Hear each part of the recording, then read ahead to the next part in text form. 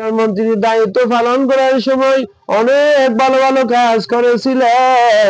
তার মধ্যে যখন একটা ভালো কাজের আমলের কারণে আয় আল্লাহ আমাদের নেত্রীকে মাফ করে দেন।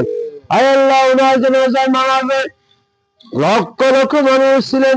আয় আল্লাহ কোটির উপরে মানুষ ছিলেন। রব্বুল আলামিন কোটি কোটি কোটি মানুষের মধ্যে আয় আল্লাহ হাজার হাজার হাফেজে কোরআন ছিলেন।